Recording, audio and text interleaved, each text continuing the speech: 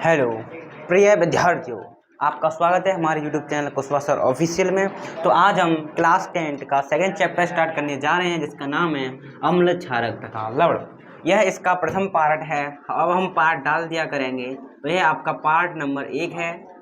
ठीक है, तो आज हम अम्ल तथा क्षार के बारे में पढ़ेंगे। ठीक है, पार्ट मतलब इस वीडियो का प्रथम पार्ट है सेकंड चैप्टर का। ठीक है, इस प्रकार वाला। ठीक है, तो फर्स्ट लेक्चर है, इसका मतलब कहने का तात्पर्य यह है अध्याय नंबर 2 का। ठीक है, तो इसमें हम पढ़ेंगे अम्ल क्या होता है। ठीक है, तो दोस्तों अम्ल को पढ़ने के 4 कंसेप्ट हैं। कितने कंसेप्ट हैं? 4। यानी 4 तरीकों से हम अम्ल को पढ़ सकते हैं, लेकिन हमारे हाई स्कूल स्तर में केवल 2 ही दिए गए हैं अम्ल को पढ़ने के। क्या? दो ही कंसेप्ट दिए गए हैं अम्ल को पढ़ने के।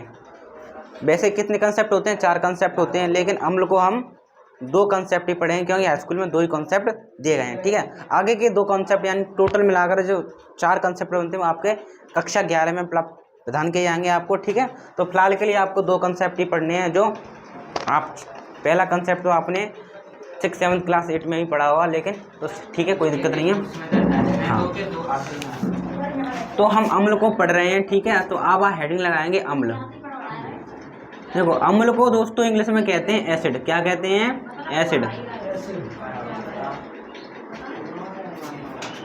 अम्ल। ठीक है, तो अम्ल को पढ़ने के 4 कॉन्सेप्ट थे, मैंने बताया था, लेकिन हमारे स्तर में 2 ही हैं, तो हम 2 में से पहला वाला पढ़ रहे हैं, दूसरा वाला इसको पढ़ने के बाद पढ़ेंगे। ठीक है, तो अम्ल को पढ़ने का पहला कंसेप्ट,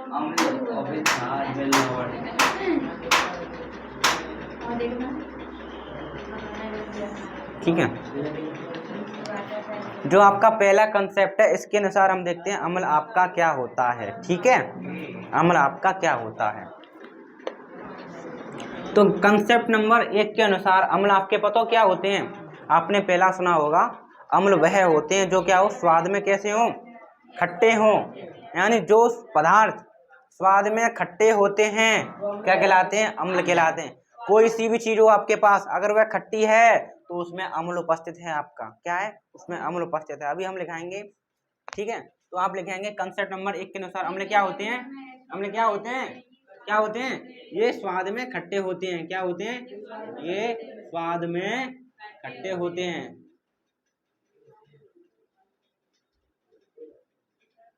ठीक है, तो आपको समझ में आया ये कैसे होते हैं? स्वाद में खट्टे होते हैं। आपको कोई कह दे आप अम्ल किस प्रकार पहचानेंगे, तो आप कहते ना, जो पदार्थ स्वाद में खट्टा होगा वह क्या कहलाएगा? अम्ल कहलाएगा। जैसे कि दूध, आपने देखा दूध जब दही बनाते हैं तो वो खट्टा हो जाता है। तो खट्टा हो गया तो इसका मतलब उसमें अम्ल उपस्थित होगा। तो उसमें अम्ल उपस्थित होता है आपका लैक्टिक अम्ल। यानी अम्ल के भी बहुत सारे ब्रांड हैं। मतलब जैसा कि आपका आटा होता है, आटा की कंपनी बहुत सारी, आशीर्वाद की कंपनी हो गई, नवीन कंपनी हो गई, आशीष कंपनी हो गई, बहुत सारी कंपनी होती है आटे की।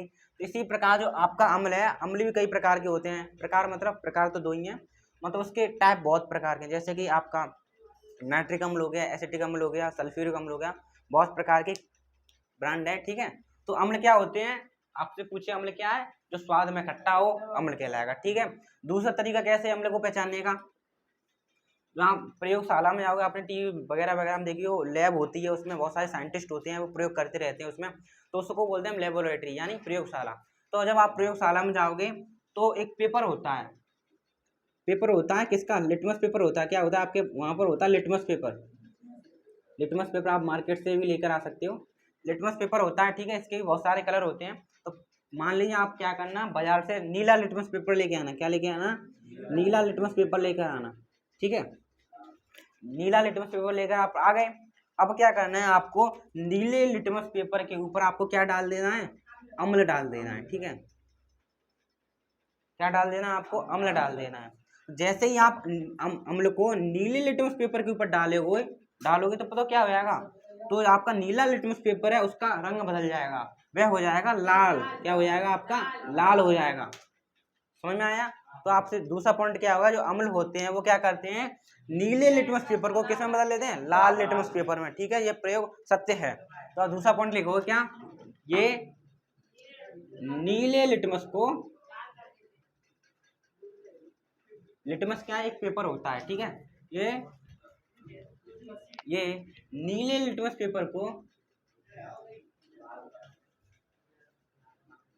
पेपर को लाल लिटमस पेपर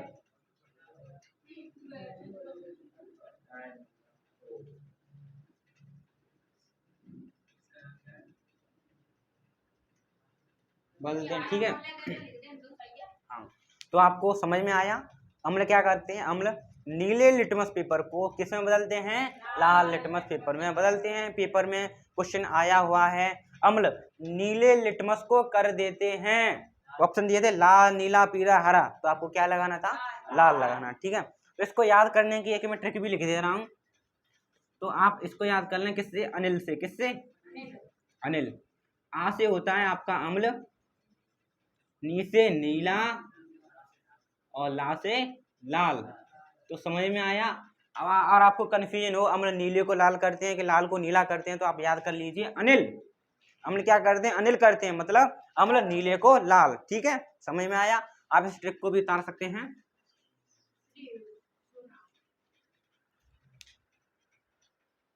तो प्रिय विद्यार्थियों, अभी हमने देखा अम्ल क्या होता है, जो स्वाद में खट्टे होते हैं, जो नीले लिटमस पेपर को लाल लिटमस पेपर में बदलते हैं, आपके अम्ल कहलाते हैं, ठीक है।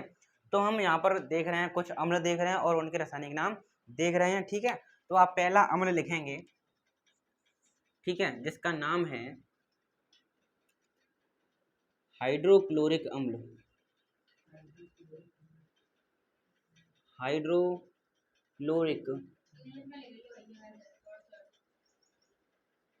हाइड्रोक्लोरिक अम्ल, ठीक है। और इसका जो रासायनिक नाम है, रासायनिक अम्ल तथा उनके रासायनिक सूत्र, ठीक है, अम्लों के नाम तथा उनके रासायनिक सूत्र, ठीक है। तो हाइड्रोक्लोरिक अम्ल का रासायनिक सूत्र होता है HCl, ठीक है। आपको कहीं पर HCl दिखाई दे जाए तो आपका क्या हो गए, या तो हाइड्रोक्लोरिक अम्ल है। इसी प्रकार आपका दूसरा यहाँ लिख रहा हूँ H2SO4, आप इसको बोलोगे क्या, सल्फ्यूरिक अम्ल।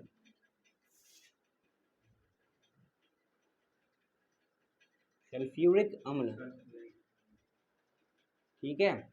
इसी प्रकार आपके पास एक और अम्ल है HNO3, इसको बोलोगे आप नाइट्रिक अम्ल।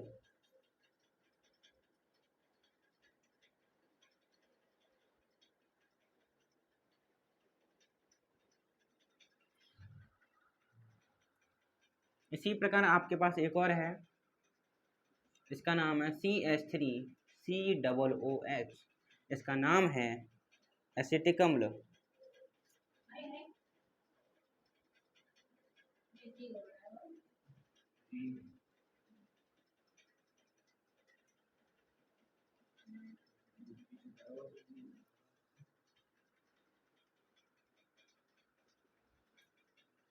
आपका एक और अम्ल है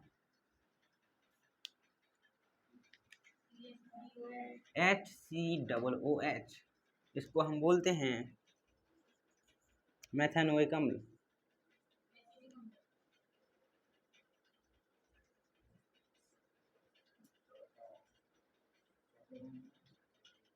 अम्ल इसका एक और नाम है या फॉर्मिक अम्ल।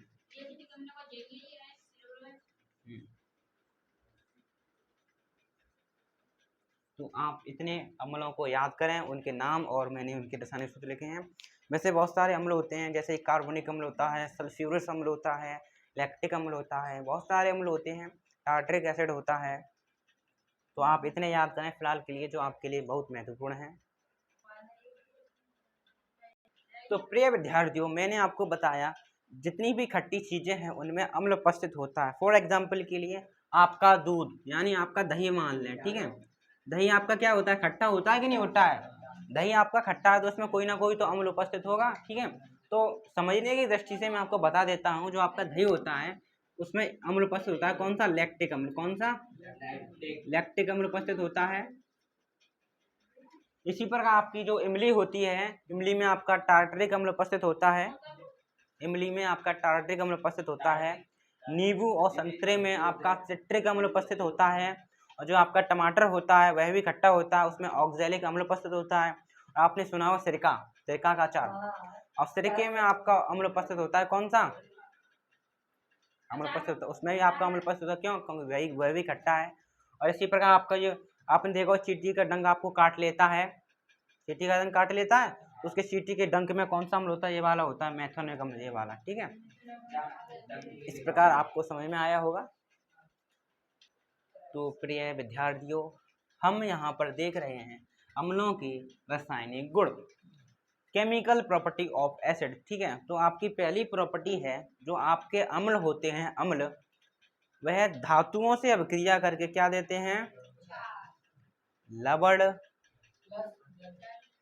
और हाइड्रोजन गैस छोड़ते हैं। तो मैं यहाँ पर लिख दे रहा हूँ, यहाँ पर आपका क्या हो जाएगा? जो अम्ल होता है, पहला पॉइंट, जो आपका अम्ल होता है वह किससे रिएक्शन करता है? धातु से। जब आपका जो अम्ल धातु से रिएक्शन करेगा तो यहाँ पर बनाएगा क्या? लवण और हाइड्रोजन गैस, यानी H2। H2 क्या है? आपकी हाइड्रोजन गैस। नीचे लिख दें हाइड्रोजन गैस। तो यह पहला रासायनिक गुण है। फॉर एग्जाम्पल के लिए यहाँ पर मैंने 5 आपको अम्ल लिखाए हैं, उनमें से आप कौन सा भी अम्ल यहाँ पर लिख सकते हैं और कौन सी भी आप यहाँ पर धातु ले सकते हैं। जब आप अम्ल की धातु के संग रिएक्शन कराओगे तो क्या मिलेगा? आपको लवण मिलेगा और हाइड्रोजन गैस मिलेगी। फॉर एग्जाम्पल के लिए मान लीजिए मैंने यहाँ पर आपके लिए अम्ल ले लिया, कौन सा? HCl ले लिया। ठीक है, ये आपका अम्ल नहीं है, हाइड्रोक्लोरिक अम्ल अभी लिखाया था मैंने। कोई भी धातु ले ली, मान ली Na ले लीजिए। Na आपकी क्या धातु है जिसका नाम क्या है? सोडियम। ठीक है, तो कह रहा है यहाँ पर लवण, लवण क्या होगा? तो आप क्या करना, देखो उधर क्या बनेगा, तीर की साइड उधर बनेगा लवण बनेगा और हाइड्रोजन गैस निकलेगी। तो आपको पता है वहां पर हाइड्रोजन गैस तो निकलनी है, तो आप निकाल दीजिए हाइड्रोजन गैस को। और आप देखें यहाँ पर H तो निकल चुकी, तो क्या बचा आपका? C बचा, Cl बचा, Na बचा, तो इसकी रिएक्शन करा दिए तो क्या बनेगा? NaCl। और NaCl क्या होता है? आपका नमक होता है, यानी क्या होता है? लवण होता है। ठीक है, तो यह आपका उदाहरण हो गया। और मैंने आपको संतुलित करना सिखाया है समीकरण को, तो आपको इसको संतुलित नहीं कर पाओगे, बैलेंस। यानी आप यहाँ पर देखें, इधर हाइड्रोजन कितनी है, इधर कितनी है, तो बराबर करनी पड़ेगी, हमको नहीं करनी पड़ेगी। उधर 2 है, इधर 1 है, तो 2 का गुणा कर दें, कर दिया। अब Cl इधर कितनी हो गई? 2, इधर कितनी है? 1, इधर भी 2 का गुणा। ठीक है, Cl 2 होगी, लेकिन N इधर कितने हो गए? 2, इधर भी 2 का मल्टीप्लाई। ठीक है, तो ये आपकी बैलेंस होगी। यानी अब आपको किसी भी रासायनिक समीकरण लिखना है उसको बैलेंस करके भी लिखना है। ठीक है, ये होगा आपका पहला गुण हो गया। जब अम्ल आपकी धातु के साथ रिएक्शन करेगी तो क्या देगी? लवण और हाइड्रोजन गैस देगी। ठीक है, तो आप इस रिएक्शन को उतारें। तो प्रिय विद्यार्थियों के कहने पर हम यहाँ पर आपको एक और उदाहरण दे रहे हैं। ये आपके क्या है? उदाहरण है। ठीक है, तो मान लीजिए मैंने यहाँ पर आपके लिए अम्ल ले लिया, वही यही वाला ले लिया। ठीक है, HCl ले लिया। यहाँ पर मैंने धातु बदल ली, क्या ले ली मैंने? के आपका क्या है? पोटेशियम।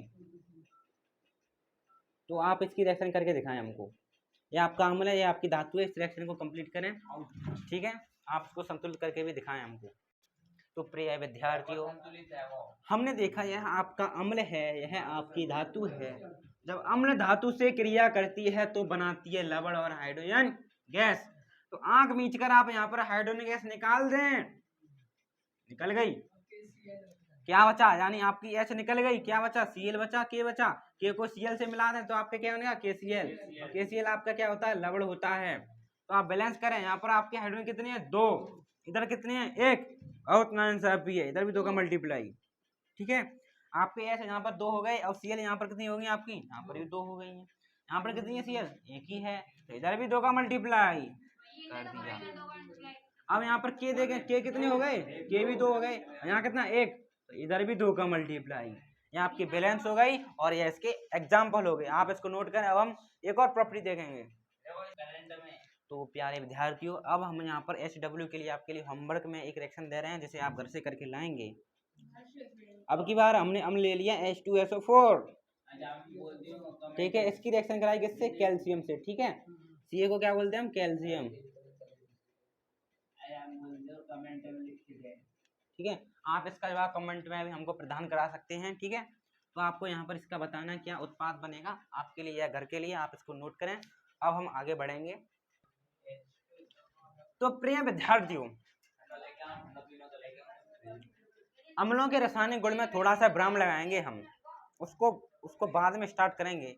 उससे पहले हम कुछ नोट पॉइंट डालकर यहाँ पर लिख लेते हैं, जिससे पेपर में प्रश्न भी बनता है और आप उसका उत्तर भी दे पाएंगे। तो आप यहाँ पर नोट पॉइंट डालें।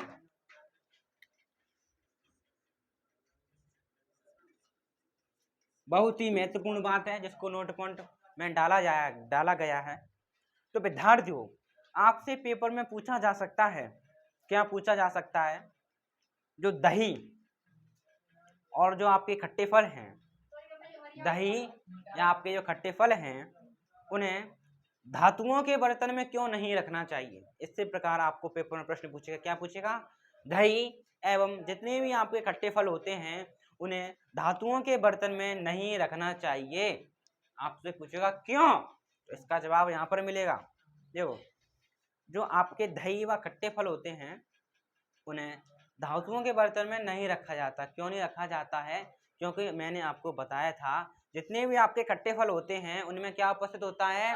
अम्ल उपस्थित होता है। अभी मैंने आपको लिखाया था। और जो अम्ल होता है वह धातु के साथ अभिक्रिया करे क्या बनाता है? लवण और हाइड्रोजन गैस बनाता है। मैंने बताया नहीं था? और जो आपके बर्तन कैसे हैं? धातु वाले बर्तन हैं, तो रिएक्शन तो हो जाएगी खट्टे फलों से। इसलिए हम क्या करते हैं, जो आपके फल हैं, उन फल या दही है, उनको धातु के बर्तन में नहीं रखना चाहिए। नहीं रख लेंगे तो क्या रिएक्शन कर लेंगे और जिससे हमारी डेथ भी हो सकती है, हानिकारक पदार्थ बनेगा। ठीक है, तो आप नोट पॉइंट में लिख रहे हैं डाई के, मैं लिखा रहा हूँ। तो आप क्या लिखेंगे? दही व फल, दही व खट्टे फल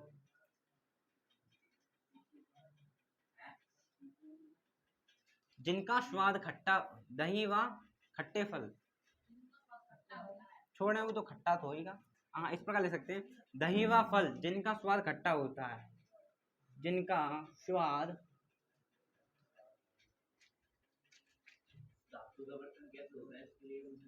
खट्टा होता है, उन्हें धातुओं के बर्तनों में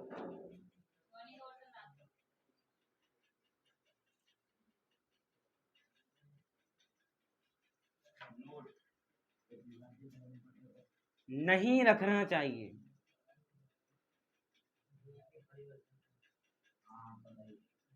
क्योंकि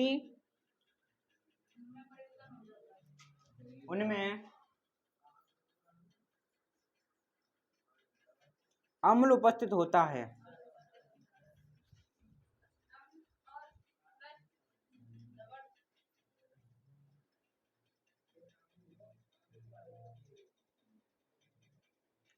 अम्ल उपस्थित होगा तो वह धातु से क्रिया कर लेगा, जो धातु से क्रिया कर विषैले, विषैले का मतलब है जिसमें जहर उपस्थित हो, उसको बोलते हैं विषैले। विषैले यौगिक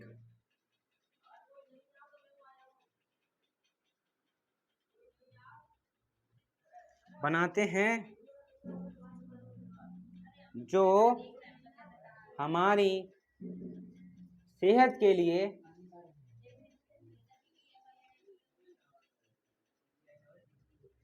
हानिकारक होते हैं।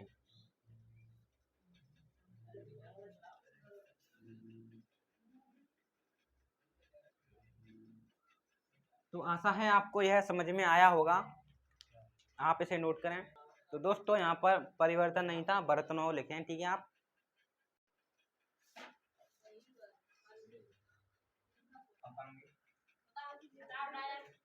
तो प्रिय विद्यार्थियों, अभी हमने अम्ल की धातु के साथ अभिक्रिया कराई। अब हम अम्ल की क्षार के साथ अभिक्रिया कराएंगे। ठीक है, तो आपका दूसरा गुण है, जो आपका अम्ल होता है, अम्ल आपका क्षार के साथ अभिक्रिया कर कर, किसके साथ? क्षार के साथ अभिक्रिया करके क्या बनाता है? आपको देगा वह लवण देगा और क्या देगा? जल देगा। और जल का सूत्र होता है H2O। ठीक है, ये आपका फिक्स है। आप जल के रूप में यही निकालते जाओ, निकालते जाओ, निकालते जाओ। चेंज क्या होगा? ये चेंज होगा। ठीक है, उदाहरण के रूप में हम उतारेंगे यहाँ पर।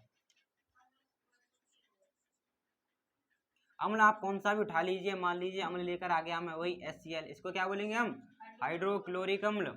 किससे अभिक्रिया करा रहे हैं? क्षार से। क्षार ले लीजिए आप NaOH, ठीक है, इसको बोलेंगे क्षार। हम दूसरा टॉपिक पढ़ेंगे क्षार, उसमें क्षार के कई प्रकार नाम भी लगाऊंगा मैं आपको, सही है। यह है आपका अम्ल, यह है आपका क्षार। तो यहाँ पर तीर के उधर क्या मिल रहा है आपको? लवण और जल। तो अब आप अभिक्रिया देखें किस प्रकार यह अभिक्रिया संपन्न होगी। तो आप देखें जो आपका OH है, OH को इधर लाओ, H को इधर लाओ, तो आपका OH और H मिलकर बनाता है आपका क्या? जल। OH और H मिलकर क्या बनाता है आपका? जल, ठीक है, क्या बनता है? जल। तो OH H से मिलकर क्या बना दिया यहाँ पर? उसने बना दिया आपका जल। क्या बच गया आपका? यहाँ से Na, यहाँ से Cl, यहाँ पर आ गया आपका NaCl। समझ में आया? इसी प्रकार आपके लिए एक और रिएक्शन, मान लीजिए यहाँ पर आपका HCl है, रिएक्शन कराई किससे? KCl से।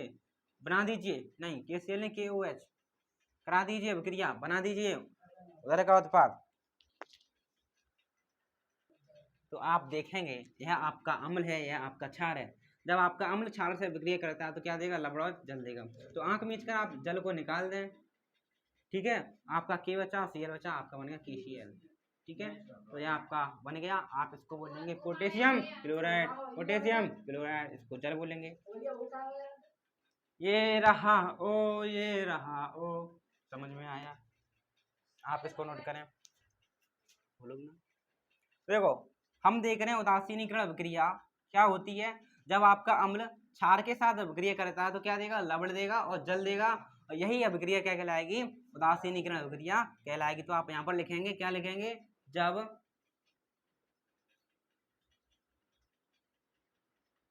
अम्ल क्षार से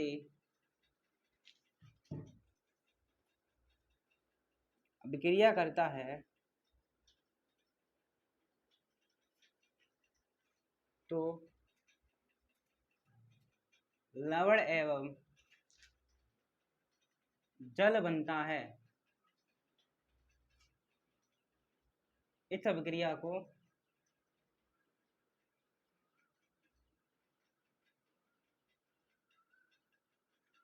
उदासीनीकरण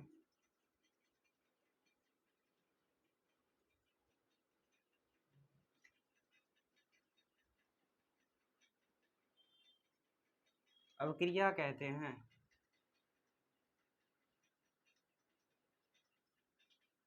आई होप आपको यह डेफिनेशन समझ में आई होगी, और इसका एग्जाम्पल ये रहे, आपके दो एग्जाम्पल हैं, ठीक है। तो आज के लिए इतना ही, थैंक यू।